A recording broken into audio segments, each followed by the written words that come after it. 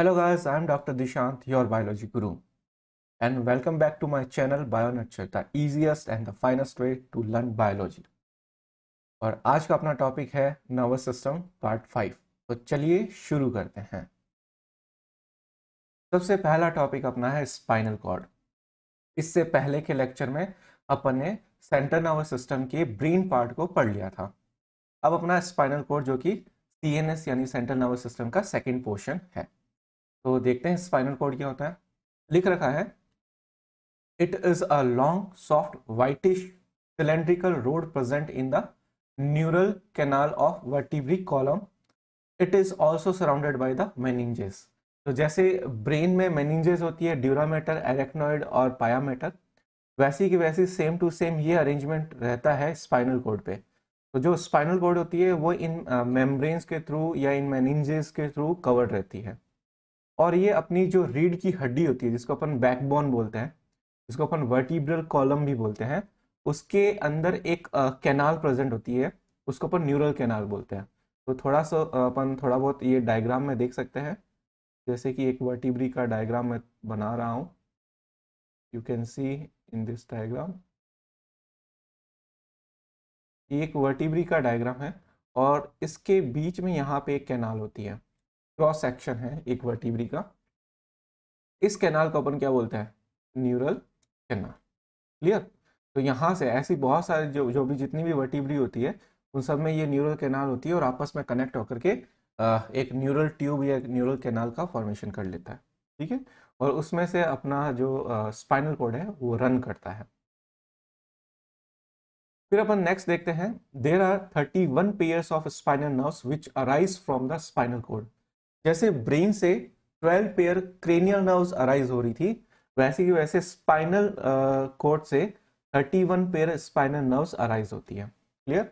और ये cranial nerve और स्पाइनल नर्व्स दोनों मिलकर के पेरिफेरल नर्वस सिस्टम का पार्ट बनती है आगे चल करके।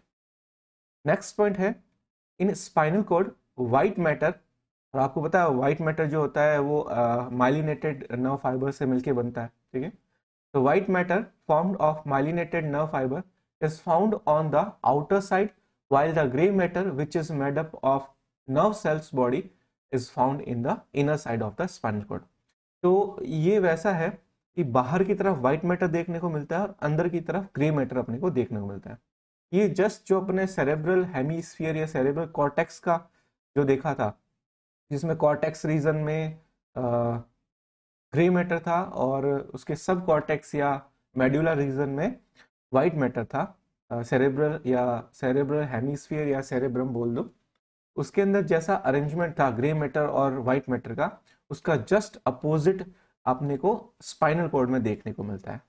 तो नेक्स्ट लाइन ये बोल दिया है इसने कि भाई this is just reverse to that of cerebral hemisphere. तो जो हेमिस्फीयर में था उसका जस्ट रिवर्स या अपोजिट अरेंजमेंट जो है वो अपने को स्पाइनल कॉर्ड में देखने को मिलता है। जब अपन डायग्राम देखेंगे तो अपने को क्लियर हो जाएगा।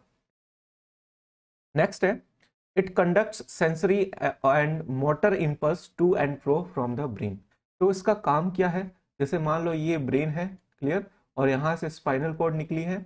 अब जो भी सेंसरी न्यूरॉन आएगा, मतलब जो सेंसरी पाथवे वहां से जो इंपल्स आएगा, ठीक है ना, उसको ब्रेन तक पहुंचाना, उसको प्रोसेस करना, फिर उसको वापस लेके आना और फिर मोटर नर्व ट्रैक के थ्रू इंपल्स को एक्शन के लिए प्रमोट करना, ये इसका फंक्शन रहता है। तो ये पाथवे फॉलो करता है। तो एक्चुअल में स्पाइनल कॉर्ड नर्व्स का एक ट्रैक है, रिले न्यूरॉन्स जो रखता है।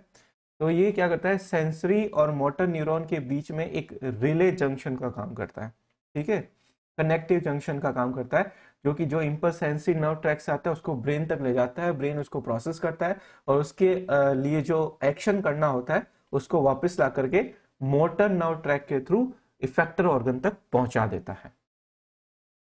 नेक्स्ट है, it also controls the reflex action of the body. ये अपने पढ़ा था, रिफ्लेक्स एक्शन जब होता है तो CNS का जो स्पाइनल कॉर्ड और ब्रेन है वो दोनों यूज आते हैं, उसमें इन्वॉल्व होते हैं।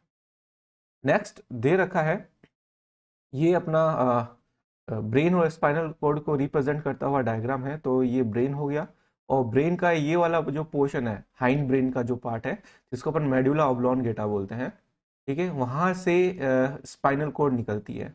तो मेडुला ऑब्लोंगेटा का भी अरेंजमेंट मैटर के लिए वैसा ही रहता है, बाहर की तरफ व्हाइट मैटर और अंदर की तरफ ग्रे मैटर। तो स्पाइनल कॉर्ड में भी वही अरेंजमेंट रहेगा। तो ये कोड लाइक एक स्ट्रक्चर दिखाई दे रही है जो कि वर्टिब्री कॉलम के अंदर से होते हुए निकल रही है, इसको अपन बोलते हैं स्पाइनल कॉर्ड। और स्पाइनल कॉर्ड में स्पाइनल कॉर्ड से 31 पेयर्स नर्व्स निकलती है। क्लियर। तो उनको कैसे अपन नेम देते हैं, वो देते हैं वर्टिब्री के हिसाब से। जिस रीजन की वर्टिब्री होगी वहां से जो नर्व्स निकलेगी उनको उन नर्व्स उस रीजन के हिसाब से नॉमेनक्लेचर कर देंगे। जैसे सर्वाइकल रीजन है तो ये इतना सर्वाइकल रीजन मतलब अपना नेक रीजन रहता है, तो वो लगभग 7 वर्टिब्रीज होती है, तो यहाँ पे लगभग 8 सर्वाइकल नर्व्स निकलती है। क्लियर। देन फिर उसके बाद अपना थोरेक्स वाला रीजन आ जाता है, तो वहां से जो नर्व्स निकलती है टोटल 12, तो उनको अपन थोरेसिक नर्व्स बोल देते हैं। इसी तरीके से जो लंबार पार्ट होता है उसमें 5 लंबार नर्व्स, सैक्रल वाले पार्ट से 5 सैक्रल नर्व्स और कॉक्सीजियल से 1 कॉक्सीजियल नर्व्स जो है वो अराइज होती है। तो टोटल कितने हो गए 8, 12, 5, 5 एंड 1 यानी 31 पेयर टोटल।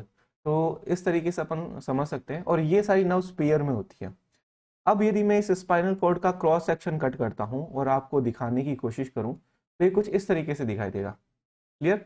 बाहर की तरफ आपको क्या देखने को मिल रहा है, व्हाइट मैटर, ये वाला व्हाइट मैटर वाला पार्ट है, ये भी व्हाइट व्हाइट व्हाइट व्हाइट, और बीच में आपको डार्क कलर की स्ट्रक्चर दिखाई दे रही है जिसको अपन बोले ग्रे कलर, ग्रे कलर की या फिर डार्क कलर की दिखाई दे रही है, तो ग्रे मैटर के नाम से अपन जानते हैं। अब ये एक्चुअल में क्या हो गया, स्पाइनल कॉर्ड हो गया। स्पाइनल कॉर्ड में यहाँ पे कुछ हॉर्न निकल रहे हैं, देखो ये हॉर्न है, ये एक हॉर्न हो गया, ये हॉर्न हो गया, ये हॉर्न हो गया, ये हॉर्न हो गया, और ये हॉर्न आगे चल करके रूट्स में डिवाइड हो रही है। देखो एक ये रूट्स हो गई, एक ये हो गई, एक ये रूट्स हो गई और एक ये रूट्स हो गई, और दोनों रूट्स आपस में, दोनों साइड की आपस में कॉमन होती है, देखो यहाँ से कॉमन हो जाती है। तो आप देखोगे यदि मैं इस डायग्राम बताऊं तो ये वाला बैक रीजन वाला पोर्शन होता है उसको डोर्सल पोर्शन बोलते हैं, डोर्सल। और आगे वाला पोर्शन जो होता है उसको वेंट्रल पोर्शन बोलते हैं, वेंट्रल। क्लियर। यानी ये वाला पार्ट वेंट्रल है और ये वाला पार्ट जो है वो डोर्सल वाला पार्ट है। क्लियर। तो अब यहाँ पे अपने स्पाइनल कॉर्ड का ट्रांसफर सेक्शन देख रहे हैं, तो ऊपर वाला पार्ट कौन सा है, डोर्सल पार्ट है, ठीक है, और नीचे वाला कौन सा है, वेंट्रल पार्ट है। तो जो डोर्सल साइड को फेस करेगी वो स्ट्रक्चर डोर्सल हो जाएगी, और जो वेंट्रल साइड को फेस करेगी वो वेंट्रल साइड की स्ट्रक्चर हो जाएगी। तो यहाँ पे आप देखो, तो ये जो आपको हॉर्न देखने को मिल रहा है, ये वाला और ये वाला, ये दोनों हॉर्न किस डायरेक्शन में, डोर्सल डायरेक्शन में, तो इनको क्या बोलेंगे, डोर्सल हॉर्न।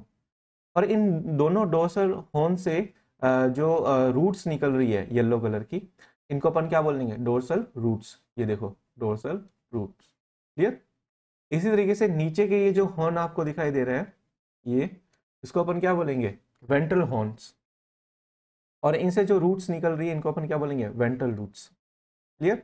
और दोनों साइड की, यानी राइट और लेफ्ट दोनों साइड की, ये राइट हो गया, ये लेफ्ट हो गया, दोनों साइड के डोर्सल और वेंट्रल हॉर्न आपस में आगे चल करके कॉमन पाथ को कवर करते हैं, ठीक है, या मर्ज हो जाते हैं।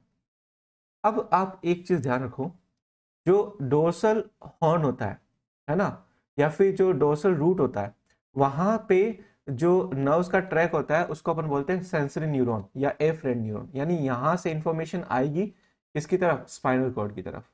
फिर स्पाइनल कॉर्ड जो है वो उस इंफॉर्मेशन को कहाँ ले जाएगा, ब्रेन में ले जाएगा। ब्रेन उसको प्रोसेस करके उसके लिए जो एक्शन करना है उसका इम्पल्स कहाँ पे भेजेगा, स्पाइनल कॉर्ड में। और वो स्पाइनल कॉर्ड के जो वेंट्रल हॉर्न है वहां से जो वेंट्रल रूट जा रही है, उस वेंट्रल रूट के अंदर क्या रहता है, मोटर न्यूरॉन रहता है, और वहां से वो इंफॉर्मेशन बाहर निकलती है। तो डोर्सल रूट से इंपल्स अंदर जाता है with the help of sensory neuron, और स्पाइनल कॉर्ड से मोटर न्यूरॉन के थ्रू वो बाहर आता है। क्लियर।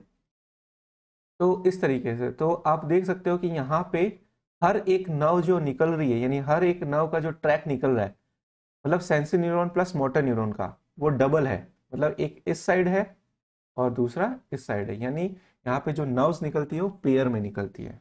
इसीलिए जो स्पाइनल नर्व्स होती है वो पेयर में होती है। क्लियर। एक बहुत फेमस क्वेश्चन पूछा जाता है कि स्पाइनल कॉर्ड की स्ट्रक्चर कैसी होती है। तो यहाँ पे आप देखो तो ये अल्फाबेट के एच शेप की आपको दिखाई दे रही है, एच शेप, ठीक है, एच शेप की अपने को दिखाई दे रही है। देन और कैसे दिखाई दे रही है, बटरफ्लाई की तरह दिखाई दे रही है। तो ये बटरफ्लाई की तरह भी दिखाई देती है। तो इसकी शेप यदि पूछे तो एच शेप की या बटरफ्लाई शेप की ये दिखाई देती है। तो ये क्रॉस सेक्शन होता है स्पाइनल कॉर्ड का, ठीक है। नेक्स्ट अपन देखते हैं peripheral nervous system. Peripheral nervous system को अपन शॉर्ट में क्या बोलते हैं, पीएनएस। अब एक्चुअल में होता क्या है, जो सेंट्रल नर्वस सिस्टम होता है यानी जिसके अंदर ब्रेन और स्पाइनल कॉर्ड इन्वॉल्व होती है, उन दोनों से जो नर्व्स निकलती है, यानी ब्रेन से 12 पेयर क्रेनियल नर्व्स निकलेगी और इस स्पाइनल कॉर्ड से 31 पेयर स्पाइनल नर्व्स निकलेगी। क्लियर। ये मिलकर के अपने बॉडी के लिम्स में, मसल्स में, ठीक है, ऑर्गन्स में, सब जगह डिस्ट्रीब्यूट हो जाती है और अपनी पेरिफेरी की तरफ जाती है। यानी सेंट्रल नर्वस सिस्टम से जो नर्व अराइज होती है वही आगे चल करके पेरिफेरल नर्वस सिस्टम का पार्ट बनती है। तो यही नर्व्स क्या पेरिफेरल नर्वस सिस्टम के नाम से जाना जाता है। क्लियर। तो यहाँ साफ साफ लिख दिया है, the PNS comprises of all the nerves of the body associated with the CNS. और सीएनएस के पार्ट कौन है, brain and spinal cord. Consist of 12 pair of cranial nerves and 31 pair of spinal nerves. Clear. Next लिखा है the PNS is divided into 2 division. अब PNS को भी अपन 2 part में डिवाइड कर सकते हैं। जो पीएनएस है तो अपन 2 पार्ट में डिवाइड कर सकते हैं। एक होता है somatic nervous system, somatic nervous system, और एक होता है ANS, autonomic, autonomic nervous system, autonomic nervous system. तो यहाँ पे सोमेटिक न्यूरल सिस्टम या नर्वस सिस्टम और दूसरा ऑटोनॉमिक नर्वस सिस्टम। और फिर ऑटोनॉमिक को भी अपन 2 पार्ट में डिवाइड कर देंगे, सिंपैथेटिक और पैरासिम्पैथेटिक, ठीक है। तो इन 2 पार्ट में अपन डिवाइड करेंगे। तो यहाँ पे डायग्राम दे रखा है, ये देखो, ये ब्रेन हो गया और ये स्पाइनल कॉर्ड हो गई। इन ब्रेन से जो भी नर्व्स निकल रही है वो आईज को, ठीक है ना, नोज को, देन उसके बाद में सलाइवरी ग्लैंड्स को, हार्ट को, लंग को, liver, gall bladder, stomach, pancreas, intestine, मतलब पूरा जीआईटी वाला पार्ट हो गया, ठीक है, यूरिनरी ब्लैडर को और अपने गोनेट्स को, सबको सप्लाई जाती है इसकी। और यही सप्लाई जो है वो पेरिफेरल नर्वस सिस्टम का पार्ट बन जाता है। क्लियर। नेक्स्ट अपन देखते हैं जो पेरिफेरल नर्वस सिस्टम है उसका पहला पार्ट जिसको अपन बोलते हैं सोमेटिक न्यूरल सिस्टम या नर्वस सिस्टम। तो आप ये ध्यान रखना, somatic nervous system peripheral nervous system का वो पार्ट है जो कि स्केलेटन मसल्स को जाता है, यानी जिसकी सप्लाई पेरिफेरल नर्वस सिस्टम की, वो नर्व जो स्केलेटन मसल्स को सप्लाई देती है, ठीक है, उसको अपन क्या बोलते हैं, सोमेटिक नर्वस सिस्टम। तो लिख रखा है the somatic nervous system release impulse from the CNS to the skeleton muscles.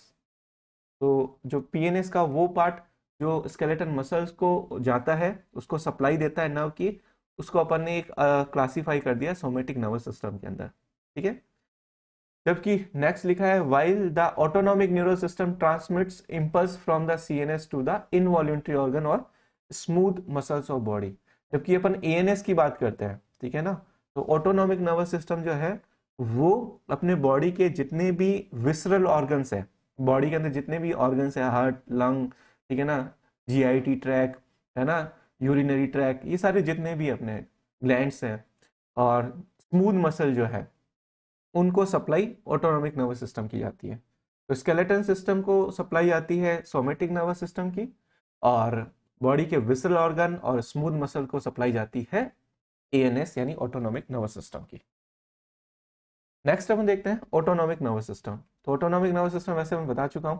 Autonomic nervous system is divided into 2 sub division. First one is sympathetic and second one is parasympathetic system. Clear. Next लिखा है sympathetic nervous system prepares the body for violent actions against abnormal conditions. जब भी आपको डर लगता है, ठीक है, जब भी आप वायलेंट होते हो, जब भी आप भागना, मतलब आप ये 3 वर्ड याद रखते हो, कौन से, फियर, फाइट एंड फ्लाइट। ये जो 3 कंडीशन होती है, जब आपको बहुत ज्यादा डर लग रहा हो, जब आप किसी से झगड़ा कर रहे हो, डर मतलब लड़ने के हो, ठीक है, और या फिर यूं कह सकते हैं कि जब आप किसी से बच के भाग रहे हो, ठीक है। तो उस केस के अंदर जो आपको बॉडी प्रिपेयर करवाता है, ठीक है, उसको जैसे किसी से लड़ना है तो लड़ने के लिए जो बॉडी प्रिपेयर करती है, ठीक है, वो एनर्जी देना, उस सिचुएशन में डटे रहना, ठीक है, वो सिंपैथेटिक नर्वस सिस्टम की वजह से ही होता है। जबकि अपन जब कूल एंड काम कंडीशन यानी नॉर्मल कंडीशन में होता है तो उस समय अपनी नर्वस सिस्टम को जो कंट्रोल करता है वो पैरासिम्पैथेटिक नर्वस सिस्टम होता है। क्लियर।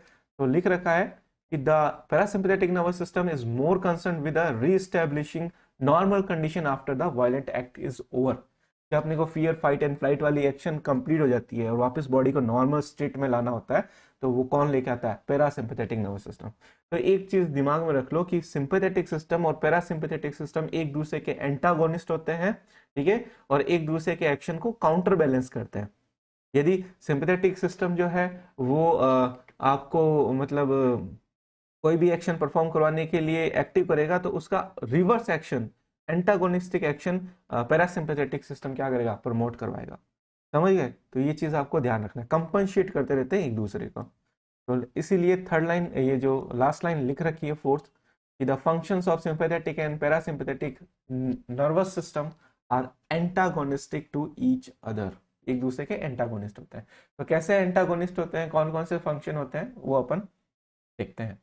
तो यहाँ पे आपको एक डायग्राम देखने को मिल रहा है जिसमें आपको पैरासिम्पैथेटिक सिस्टम और सिंपैथेटिक सिस्टम के बारे में बताया गया है। ये दोनों पार्ट जो है एएनएस के पार्ट हैं, ठीक है ना, ऑटोनॉमिक नर्वस सिस्टम के पार्ट, ठीक है। और autonomic nervous system peripheral nervous system का पार्ट है। तो पैरासिम्पैथेटिक सिस्टम जब एक्टिव कब रहेगा? जब आप कूल काम हो गए, नॉर्मल स्टेट में हो गए, तो आपका जो फंक्शन हो रहे होंगे वो पैरासिम्पैथेटिक नर्वस सिस्टम की वजह से हो रहा होगा। लेकिन जब आपको डर लग रहा होगा उस कंडीशन में, फियर फाइट एंड फ्लाइट वाली कंडीशन के अंदर, सिंपैथेटिक नर्वस सिस्टम काम कर रहा होगा। तो आप दोनों को देखते हैं। जब आप नॉर्मल कंडीशन में रहते हो तो आपकी जो प्यूपिल है, मतलब आई का जो साइज है, आई के अंदर जो प्यूपिल होती है उसका डायमीटर नॉर्मल रहता है, मतलब कॉन्ट्रैक्टेड रहता है। तो उसमें प्यूपिल जो है वो कॉन्ट्रैक्टेड रहती है। इस कंडीशन को अपन बोलते हैं मियोसिस। क्लियर। लेकिन जब डर लगता है तो आपकी प्यूपिल जो होती है, आई की प्यूपिल जो होती है वो डायलेट हो जाती है, उसको अपन बोलते हैं मिड्रियसिस। तो मियोसिस और मिड्रियसिस एक दूसरे के क्या एंटागोनिस्टिक टर्म है। जब प्यूपिल कॉन्ट्रैक्ट होती है उसको अपन बोलते हैं मियोसिस, और जब डायलेट होती है उसको अपन बोलते हैं मिड्रियसिस। क्लियर। नेक्स्ट है, जब आप नॉर्मल कंडीशन में हो तो आपको खाने की इच्छा होती है, और खाने की इच्छा होती है तो सलाइवेशन होता है। तो ये सिस्टम जो है वो सलाइवेशन को स्टिमुलेट करता है, जबकि ये क्या करता है? इनहिबिट करता है। जब आपको डर लगता है तो खाने की इच्छा थोड़ी ना होती है, तो उस समय सलाइवेशन को इनहिबिट करता है। तो इसके बाद में पैरासिम्पैथेटिक सिस्टम जब एक्टिव होगा तो हार्ट रेट नॉर्मल रहेगी, यानी अपनी नॉर्मल पोजीशन में, मतलब नॉर्मल जो स्टेट में रहेगी, ठीक है, रिड्यूस्ड फॉर्म में कह सकते हैं। लेकिन यहाँ पे अपन देखें कि जब सिंपैथेटिक सिस्टम एक्टिव होता है, सॉरी, तो यहाँ पे हार्ट बीट जो है वो क्या हो जाती है? इंक्रीज हो जाती है। तो टैकीकार्डिया वाली कंडीशन यहाँ पे देखने को मिलती है। तो पैरासिम्पैथेटिक सिस्टम ब्रेडीकार्डिया यानी रिड्यूस हार्ट रेट, और जो सिंपैथेटिक सिस्टम है वो टैकीकार्डिया यानी इंक्रीज हार्ट रेट को एनहांस करता है, प्रमोट करता है। क्लियर। देन उसके बाद में पैरासिम्पैथेटिक सिस्टम जब एक्टिव होगा तो अपनी ब्रोंकाई कॉन्ट्रैक्टेड रहेगी, और रेस्पिरेशन यानी जो ब्रीदिंग होगी वो नॉर्मल रहेगी या रिड्यूस हो जाएगी। ज़्यादा एक्टिव होगा तो रिड्यूस हो जाएगी। लेकिन यहाँ पे जब सिंपैथेटिक सिस्टम होता है तो रेस्पिरेशन रेट बढ़ जाती है ना। तो वहाँ पे relaxes the bronchi, bronchi relax हो जाती है ताकि ज़्यादा से ज़्यादा एयर जो है, क्योंकि जब आपकी ब्रीदिंग रेट बढ़ जाती है ना, रेट बढ़ने से क्या होता है? डीप रेस्पिरेशन नहीं हो पाता, सॉलो रेस्पिरेशन होता है। तो उस कंडीशन के अंदर क्या है कि ब्रोंकाई डायलेट हो जाती है ताकि जितनी भी एयर आए ज़्यादा से ज़्यादा वहाँ तक पहुँच पाए। क्लियर। तो ये आपको ध्यान में रखना है। नेक्स्ट है, जीआईटी एक्टिविटी पैरासिम्पैथेटिक सिस्टम में एक्टिव हो जाती है, जबकि सिंपैथेटिक सिस्टम में रिड्यूस हो जाती है, इनहिबिट हो जाती है। इस तरीके से लीवर और गॉल ब्लैडर का फंक्शन पैरासिम्पैथेटिक सिस्टम में स्टिमुलेट होता है, जबकि यहाँ पे इनहिबिट होता है। देन उसके बाद में जो अपना सिंपैथेटिक सिस्टम है उसमें जो किडनी के ऊपर जो ग्लैंड होती है जिसको हम बोलते हैं एड्रिनल ग्लैंड, उससे एड्रिनलिन और नॉर एड्रिनलिन का प्रोडक्शन होता है। और एक्चुअल में ये जो सिंपैथेटिक नर्वस सिस्टम के लिए एड्रिनलिन और नॉर एड्रिनलिन जो है वो हार्मोन भी है और एक न्यूरोट्रांसमीटर की तरह भी वर्क करता है, और यही अपनी को ये फियर फाइट और फ्लाइट वाली कंडीशन में प्रिपेयर करता है ये हार्मोन। तो जब भी आपको डर लगता है तो आपकी बॉडी को उस कंडीशन में स्टेबल रखने के लिए एड्रिनलिन रिलीज होता है। क्लियर। नेक्स्ट अपन बात करते हैं यूरिनरी सिस्टम की। तो जब आप नॉर्मल कंडीशन में होता है तो आपका जो ब्लैडर का वॉल्व होता है, स्फिक्टर जो बोलते हैं, है ना, इनवॉल्यूंटरी स्फिक्टर, वो क्या रहता है, कॉन्ट्रैक्टेड रहता है। कॉन्ट्रैक्टेड रहता है तो अपन अपनी इच्छा के अनुसार यूरिन कर सकते हैं।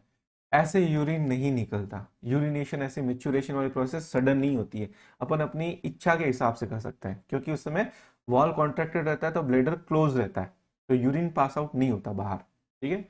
लेकिन जब सिंपैथेटिक सिस्टम आता है तो डर लगता है।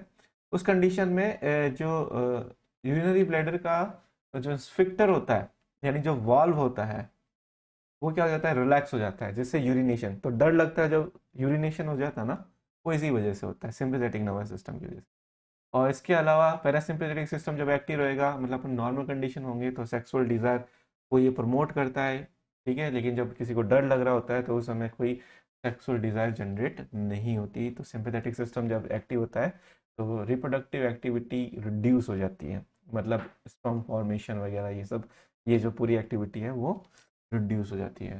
तो पैरासिम्पैथेटिक और सिंपैथेटिक दोनों एक दूसरे के एंटागोनिस्ट हैं, ठीक है, ये आपको ध्यान में रखना है। नेक्स्ट अपन देखते हैं protection of central nervous system. अपना जो सेंट्रल नर्वस सिस्टम है, मतलब जो अपना ब्रेन है, क्लियर, या स्पाइनल कॉर्ड है, ये दोनों कैसे प्रोटेक्टेड रहती है। तो सबसे पहले मैं आपको बता देता हूँ, ब्रेन तो अपने स्कल के अंदर जो क्रेनियम पोर्शन होता है, जिसको बोनी बॉक्स भी बोलते हैं, उसके अंदर रहता है, तो एक तो वो सेफ्टी मिल गई, clear.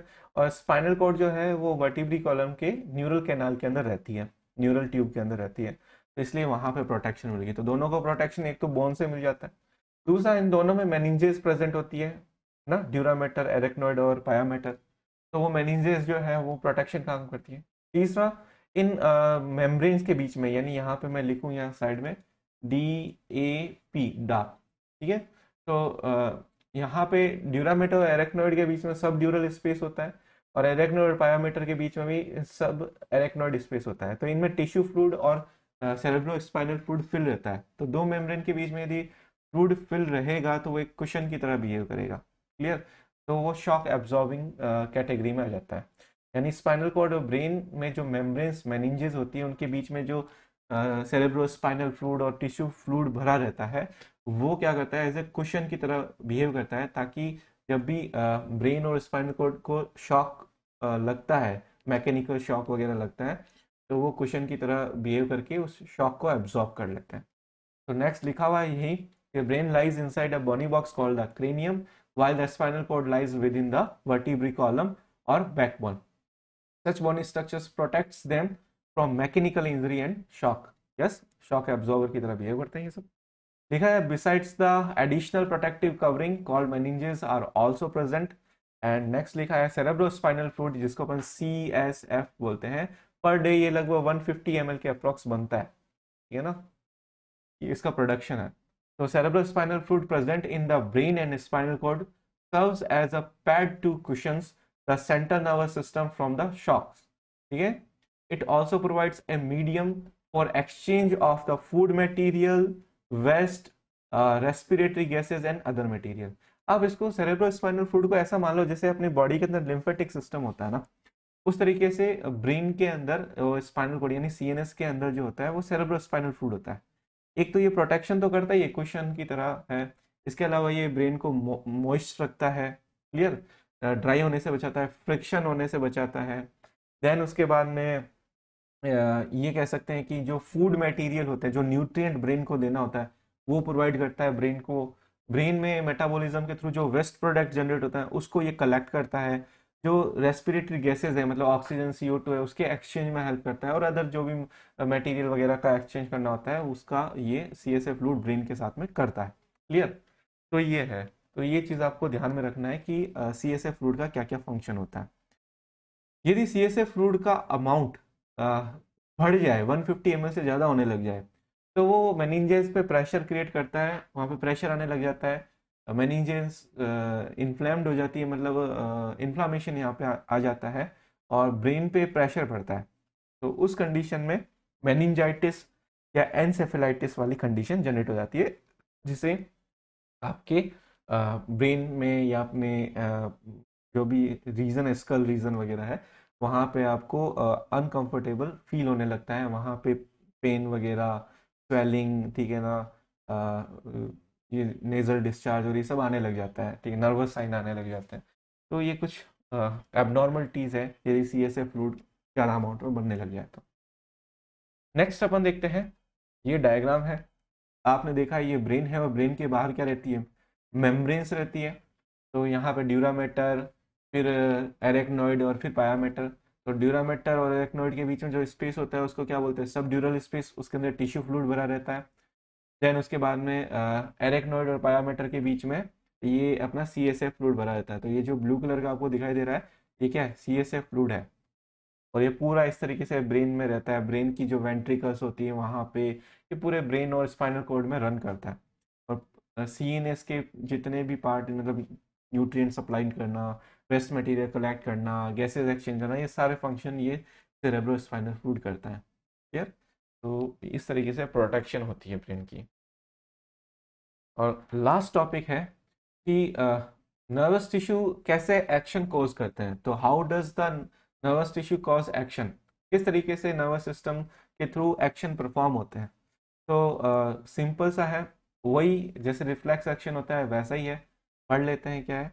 The nervous tissue collects information, sends it around the body, processes information, makes decision based on information and conveys decision to the muscles for action. वही सीधी सी बात है, पहले इम्पल्स, रिसेप्टर इम्पल्स लेगा, स्टिमुलस लेगा, stimulus जब receptor को मिलेगा तो वो उसको सेंसरी नर्व के थ्रू अपने CNS में भेजेगा, CNS उसको प्रोसेस करेगा, अपने प्रीवियस मेमोरी के बेस पे उसको उसके लिए डिसीजन लेगा, फिर उसके लिए जो एक्शन कराना है उसके लिए मोटर नर्व का यूज करके और इफेक्टर ऑर्गन तक पहुंचाएगा और अपना फंक्शन परफॉर्म हो जाएगा। तो इस तरीके से कोई भी एक्शन कॉज होता है। नेक्स्ट लिखा है, in other words when the movement is to be perform the final job would be done by the muscular tissue. Yes, muscular tissue हो गया या फिर ग्लैंड्स होगी, उनके थ्रू वो, जिसको अपन इफेक्टर, यहाँ पे ज्यादा बेस्ट रहता है यदि अपन इफेक्टर ऑर्गन बोलते हैं, ठीक है ना। Generally effector organ muscular tissue रहता है, तो ये ज्यादा बेटर रहता है। नेक्स्ट है, but how do animal muscles move, animal की मसल मूव कैसे करती है। लिख रखा है कि when a nervous electric impulse reaches the muscles, the special proteins present in the muscles cell change both their shape and arrangement. These new arrangement of protein gives the muscle cells a shorter form and enables them to move.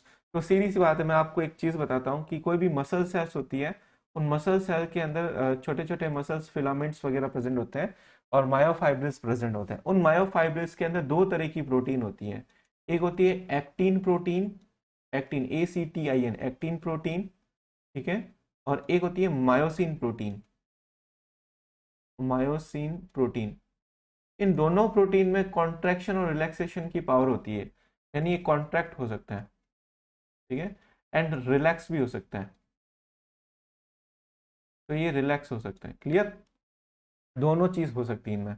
तो इनमें contract और relax होने की property होती है, तो muscle fibre में भी कॉन्ट्रैक्ट और रिलैक्स होने की प्रॉपर्टी होती है। अब आपको पता है कि न्यूरोमस्कुलर जंक्शन आपने पढ़ा है, जहाँ पे नर्व जो होती है वो मसल को सप्लाई करता है। तो नर्व से जो भी इम्पल्स आता है वो मसल्स फाइबर को जाता है और मसल्स की जो स्ट्रक्चर है वो चेंज होती है। क्यों? क्योंकि जैसे ही न्यूरोमस्कुलर जंक्शन पे नर्व्स के थ्रू इम्पल्स आता है, वो इम्पल्स वहां पे प्रेजेंट, जो मसल्स पे प्रेजेंट जो रिसेप्टर है वो रिसीव करते हैं, और इस तरीके से मैकेनिज्म ट्रिगर होती है कि ये जो एक्टिन और मायोसिन प्रोटीन है इनमें कॉन्ट्रैक्शन वगैरह होना स्टार्ट हो जाता है। ये मसल्स की प्रोटीन होती है। हालांकि मायोसिन जो है वो हेल्प करती है कॉन्ट्रैक्शन और रिलैक्सेशन में, ये खुद अपना शेप चेंज नहीं करती है। एक्टिन जो है वो शॉर्ट वगैरह हो जाती है। तो इस तरीके से क्या होता है, कुल मिला के ये दोनों प्रोटीन मिलकर के मसल फाइबर के शेप को चेंज कर देती है। और उस तरीके जब मसल फाइबर की शेप चेंज होती है तो वहां पे मसल्स का अरेंजमेंट चेंज होता है, जिससे कि अपना जो स्केलेटन सिस्टम है उसकी पोजीशन चेंज होती है, तो अपना मूवमेंट शो होता है। जैसे कि हॉट ऑब्जेक्ट को आप टच करते हो और वहां पे जब वो स्टिमुलस सेंसरी नर्व के थ्रू अपने CNS में जाता है और वहां से प्रोसेस होकर के अपनी आर्म पे प्रेजेंट मसल को जाता है, तो आर्म की मसल्स में क्या होता है, कॉन्ट्रैक्शन होता है, जिसकी वजह से हैंड मूवमेंट होती है और अपना हाथ दूर हट जाता है। तो इस तरीके से एक्शन परफॉर्म होता है नर्वस टिश्यू के। ठीक है, तो this is all about of part 5। ठीक है, नर्वस सिस्टम का जो पार्ट 5 था उसमें जो स्पाइनल कॉर्ड थी और अपना पीएनएस वाला पार्ट था वो पूरा कंप्लीट होता है। नेक्स्ट अपन देखेंगे नेक्स्ट लेक्चर में। Thank you so much.